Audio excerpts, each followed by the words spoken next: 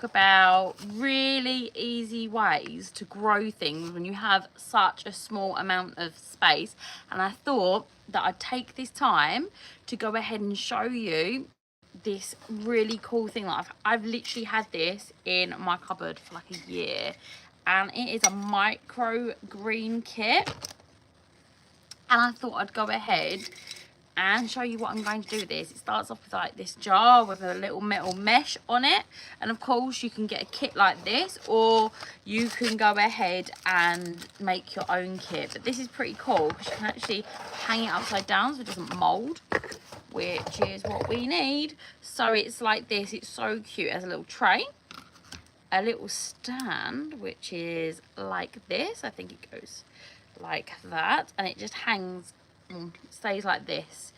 But to stop it going all disgusting, you have a bag that you can go into. So, and this is kind of like how to best to grow a lot of food in a really small space, because you can do this in a kitchen, you can do this on a windowsill, you could literally do it anywhere. You don't need a garden or even soil to do this. And what I'm going to be using it for is some Swiss chard, but you can really use anything. Ah, yes, remember to change the Wi-Fi. Better. Hello. Right, I've actually left my water. I need to put it on charge as well. Ugh. Off you come. I'm just going to grab the water that I took over here. Of course, I've probably left it in the house. I'd literally forget my head if it wasn't screwed on. Yep, I think I've left it in the house. Oh well, I'll show you anyway. So, here, good, I'm glad it's better. Put it on charge. I've only got 10%. I'd literally forget my head if it wasn't screwed on. So I'm going to go ahead and pop that in and turn that up. So, you start off with this large jar like this, and you can get them any size. This is a pint jar. No, it's not. It's a litre jar. And I've got my microgreens. I'm just going to go ahead and open them up. You can literally, there's so many different microgreens and mixes of microgreens, etc. that you can get. But we're using Swiss chard, which are just really beautiful and vibrant. So full of minerals and vitamins, etc. And you can do these all year round. They take about 10 days. So they're like these little seeds like this. And each one of these seeds is a capsule of seeds, so they sprout more than once. I've never grown these before, so I'm really excited of how they're going to turn out, because honestly I think they're going to be a little bit of an issue with the shells, so it'll be interesting to see how they work out. So they look quite little and tiny in there, but they will sprout out like anything, and they'll be absolutely delicious when you have, you know, them in sandwiches and stuff like that. I like these, and the kale ones are really delicious as well. So put this on like that, and then I'm going to put some water in, because I've got my water. I'll take you into the garden. I've got a new hose as well, which I know what you're thinking, how very exciting. It's a hose that is able to reel back in, which is a game changer. My garage is so full of rubbish right now. It's plain. So I'll show you on the way. Look, it's all the little things that I'm growing as well. Absolutely tons of vegetables there. It is funny how they can only have a tiny little space. You get tons and tons. Just got my winter cabbages in. And am I the only one? I can't resist. If they're still flowering, I can't get rid of them. So I'm just going to go over to the tap and get some water in there. And what I'm going to do is I'm going to soak them for a little while, and then I'm going to empty out the water. And what that's going to do is pretend it's spring. Oh, don't fall over. This is going well, isn't it?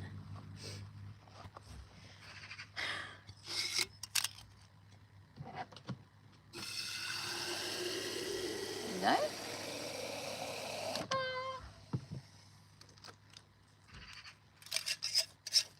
Like so.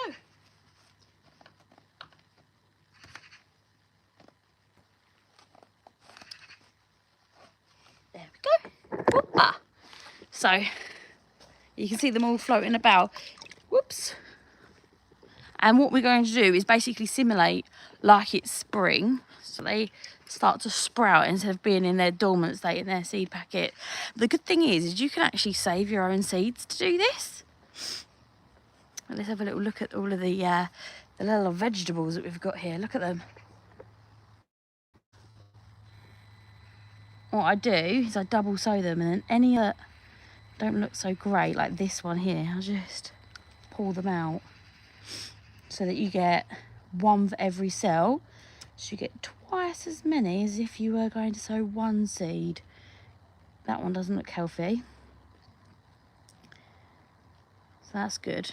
Get absolutely loads. I don't even know what these are. What are these? Cauliflowers. So whichever's the strongest and best, that's the one I leave in. As you can see, like that. It just means that I do half the amount of sowing, and every space, you can see there, don't know if you can see that, it's very tiny. Every space gets its own little seedling without having to worry about it. There we go. God, it's a lot of food already there. Spinach looks really good. I need to get it out. That's the issue. It's getting the time to put it out as well. And you don't need to have a lot of space. We have about 1/8 of an acre here, but you don't actually have to have that much space to grow a lot of food. And we do grow a lot of food, as you can see. That is our latest little food store. Okay, so now I'm back. So, as you can see, they're all going to be like that. And what we're going to do is we're going to be emptying that out in a moment. So I want to know, how are you guys growing, and what are you growing in small spaces? What do you focus on? For me, if I'm going to be focusing in a small space, you want to be getting all the things that are super expensive to get in the shops. Lettuce is really expensive in the shops. Microgreens are really nutritious and expensive in the shops. They're the things that I sort of it's going to have to just wait. It's because I'm down the garage. They're the sort of things that I go ahead and concentrate on when I'm deciding what I'm not going to, what I'm going to or I'm not going to go ahead and grow.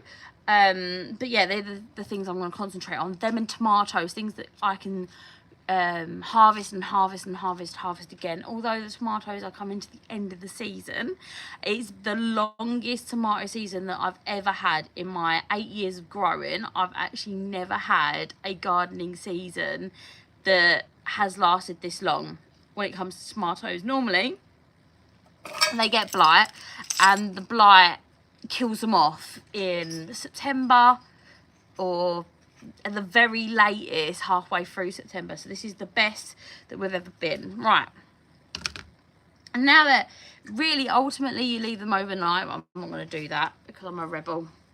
And what we're going to do is find something for me to pour it into. Aha.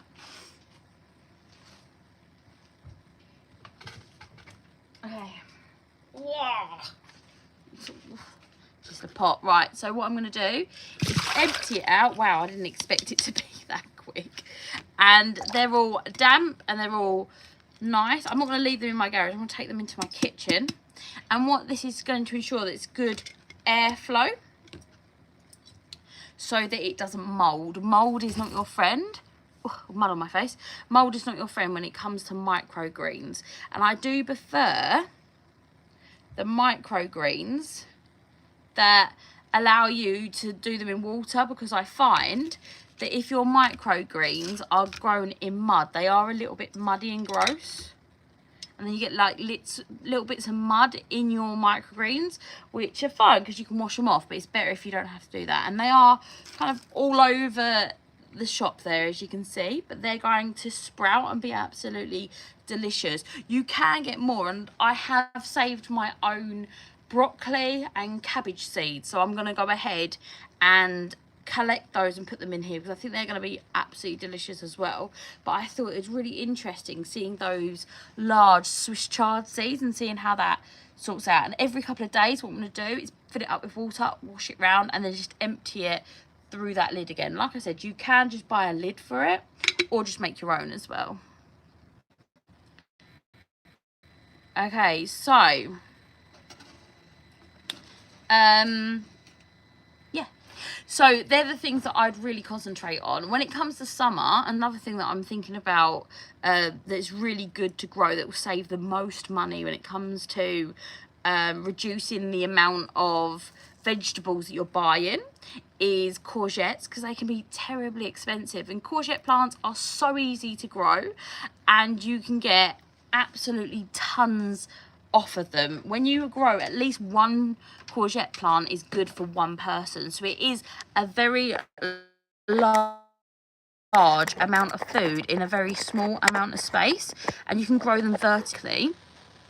So growing them vertically means that you can grow them a lot closer together than if you were growing them sprawling across the floor, so you can get more in. And another thing you can do to really maximize the amount of space that you're getting, or the amount of food that you're able to grow in your space, is that you can grow all 4 seasons. And I know it's something that not many people do, but it really does double the amount of space you have. If you have 3 pots and you grow them in the spring, summer and in the winter, then you have way more food than if you just grow for the summer season. How long does it take for them to sprout? It takes about 10 days for these to sprout, but it does depend. It does depend on the size of the seed. So not all of them are going to be the same. Literally 10 days and you'll have a harvest. So it's really quick turnaround, and you can go ahead and just refill it, give it a bit of a wash out. This one comes with a little brush, you know, like a little bottle brush, like if you were doing bottles for a baby. And you just give it a quick wash around, and then you can sprout them again. All you do is the same as I did there. You just put some normal tap water in there, give it a bit of rinse around. And what I'll do is I'll do that every day or so. I'm going to put it by my washing up bowl, so that whenever I go to like wash up a mug or whatever, I'll just give it a rinse round, and it will be perfect for sandwiches, anything like that. And like I said, you can literally do microgreens anywhere, and they're really easy. They do get a bit of a bad reputation, because if you don't do them properly, you can get a little bit sick from them. But that's from like using a jar that's completely sealed up. Then of course you're going to get bacteria growth. Think about it. If you had like a wet PE kit and you put it in a waterproof bag, it's going to mold, isn't it? But if you had it like on a washing line, it's going to dry and be absolutely fine. Same as these. If you have a nice lot of airflow with that mesh lid, then it's going to be absolutely fine. So that's like the secret of it. Not that there is much of a secret. They're quite easy to grow. So, but it does depend. You can get all sorts. I can never say, is it mung beans? Mung beans? They're a great one to do as well, because you can sow those, and they can be quite expensive. Then bean sprouts, and that jar is like perfect size for them. So that's what I'm going to do. I'm going to invest heavily over the winter in all different types of microgreens, so that we have a fresh harvest all the way through the winter season.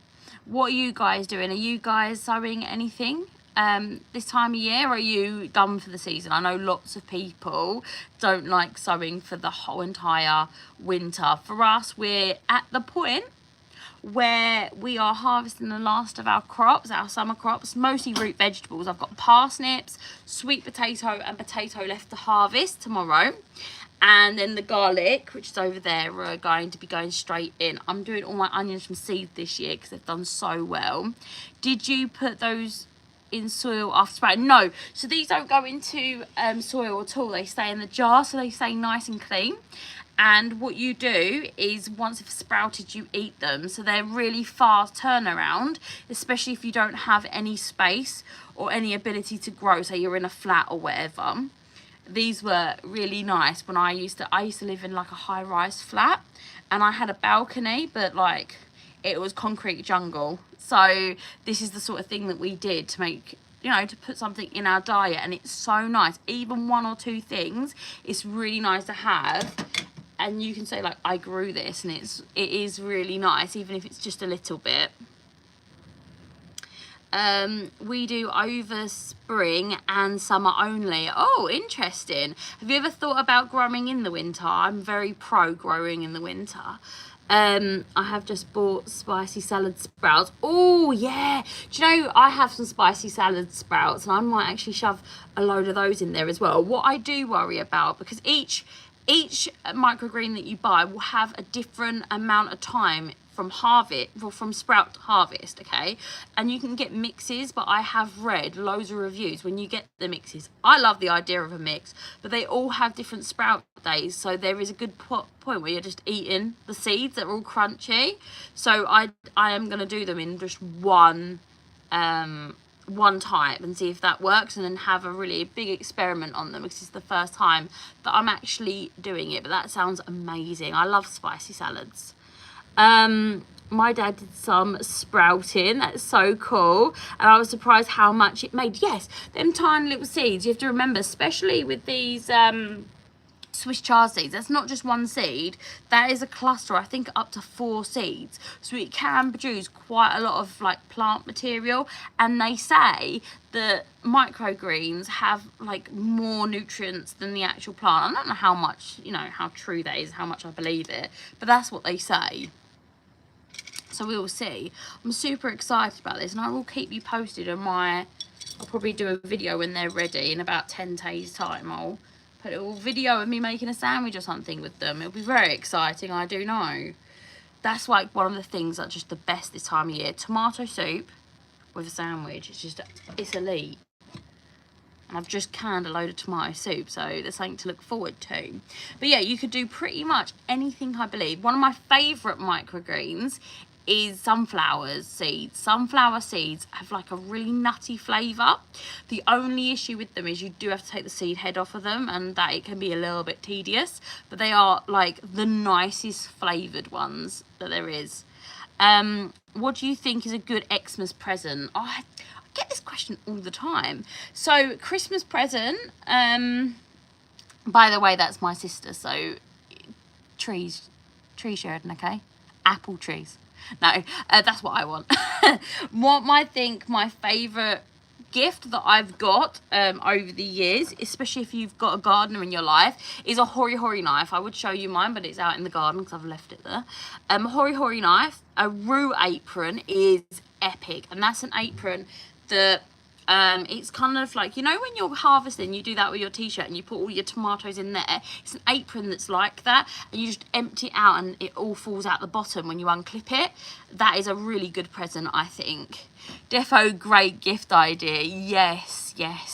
I think trees are awesome because, for example, my mum got me a tree about 4 years ago, and it's actually a really funny story, or funny to me, and it was a peach tree. So for like 4 years I've been like nurturing this peach tree, looking after it. Got leaf curl, I've been treating it, and it's a gorgeous tree, and I'm so excited. This year we got our first ever harvest. So excited. And I phoned my mum, I was like, what is this? These are nectarines, they're not peaches. And she's like, well, I bought a peach tree. And you look, and the actual, if you're not from the UK, we have plant passports, and I looked at the plant passport, which is still on it, and it says peaches, and it's a nectarine. It was so funny, but peaches and nectarines are basically the same. I actually think I prefer nectarines because you don't have to peel them.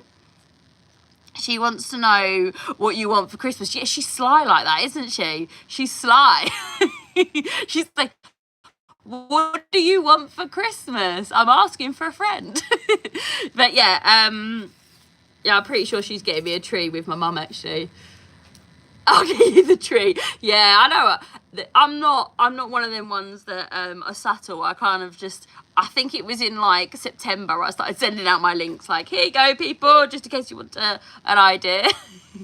But yeah, if you've got any ideas, guys, that you would like for Christmas, drop it down below. I get that question all the time, what I want or what I think that gardeners would want for Christmas. I think the roux apron's a really good idea, and my hori hori knife is honestly one of the things that I've grown the most. I've just installed a retractable reel, which is cool, but like I've literally just used it once to water my garden, but so far I think it is cool. Oh, sweet. Best sister ever. She is the best sister ever, yes. She really is. She's probably all embarrassed now. I'll get a phone call later like, oh, you embarrassed me. But yeah, there's lots of things, though, that we can be still doing this year to really push all of the stuff that we're getting. And I think stuff like this is a really good idea, where it is the microgreens, because anyone can do it, and you really don't need any gardening like know-how to do the greens. But also I think like having spinach and stuff as well is a really great idea. Jasmine's plot, she has like pallets on the floor, and I put just old plastic over the top, and that's a really good little greenhouse sort of thing for things like spinach, which I can't grow in the summer. I mean, if you can, you're amazing, but I find that where it's too hot, all my lettuce and my spinach really struggles this time of year. So I go ahead and sow it now, and I think that really produces so much more food than if I was going to go ahead and grow it in the summer. So I'm super excited about that. But I will be slowly over probably, what are we in now? We're in October. November I'll slow down on the sowing, and it won't be until December that I start my onions for next year. And I have to say, my onions have been amazing. I want to show you. So I'm probably not going to sow until then. And look at the whopper of that. Look at that. And that's not even the biggest one. That's just a random one that I've picked. They're absolutely huge this year. Look at that. So I'm really proud of them. And they can get huge if you grow them from seed. I'm telling you, growing from seed is amazing. Have you got any pumpkins? I do have pumpkins. Let me see if it is light enough outside that you can still see my pumpkins. Whoops a daisy. Aeration is locked. It's okay, because I accidentally dropped you. So this pumpkin I actually put in for the first time in the ground. As you can see, there's one. Can you see it? Oh, there. Just there. And that's why it's not happy. Oh, you are right up way. There you go. And here, so it's got 3 pumpkins on it. I'll show you. There's one here. Can you see that? And there's one here, down here. Oops. Goodness sake. Sorry, the tripod's not being happy. So that one there, and there's one over there. So they're my pumpkins for the year. But I put all of my seeds in the ground this time, and I didn't know if it was going to work. But I do have a winter squash as well, which is this one here. I've only got one on it, but I honestly didn't even plant this. Look. So there it is. I'm very proud of that. Have you already sown onion seeds inside? No, I sow my onions in December. So I did that last year, and they were so beautiful. I actually sowed them on Christmas Day because everyone was really sick. So I was like, well, I'm going to go sow seeds. But I do have all of these at the moment. These are all my seeds. Most of them are out. So if they get... see, these need to be divided up. Look, I forgot those. There you go. These are cauliflowers and cabbages. They all need to be kind of sowed out. But when they get to about that big, when they have 4 true leaves and they're just going out right now, I want them all off the table so I can pack that away, because in the rain and stuff it's just not happy. No, so I'll sow my onion seeds when my tent's up. I haven't actually got a tent this year because the tent that I had last year ended up having to be thrown away. But I do have, I actually, look, my greenhouse, my birdhouse gourds. Look at those. I'll show you this one. Oop. Look at that. Isn't that huge? Look at it compared to my head. It's huge.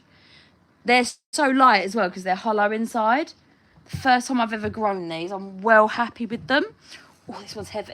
Oh, this one's not hollowed out yet, but I've picked them all because I needed the space. And then I got, this is going to make you laugh, right? So, talking about pumpkins and winter squash. Look how tiny he is.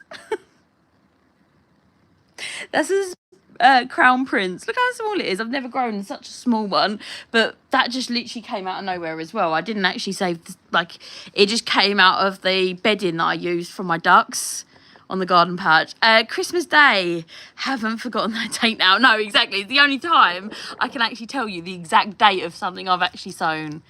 Is that a munchkin? No, that's a full-size pumpkin. They're meant to be like this big, but I don't know. It was a seed. I feed all my birds my pumpkin seeds, and it was just something that was left over in their bedding. So I literally didn't plant it. I just used their bedding on my vegetable garden, because ducks are really good at producing lots of like mess, and like they're really messy if you've ever had ducks. So all of their manure and stuff like that is golden for the garden. You don't have to compost it because it's cold composting. I wouldn't eat lettuce out of there, but I grew all of my three sister gardens. Any sort of volunteers that came up, I just let them grow, and that was one of the volunteers that came up. So yeah, it is a little tiny one. It's quite cute. So yeah, my pumpkins have done all right this year, but I think, honestly, thinking back over it, I think the Three Sisters just didn't work, because I read that you shouldn't be using runner beans, and I was like, I can do what I want. So I did runner beans, and it just did not work out well at all. Hi, from West Somerset. Hello, I'm from Essex. You need to grow mashed potato squash. So I absolutely love mashed potato squash, and you've got baked potato squash as well, and I did do them a few years ago, and they always do really well, and they're super prolific.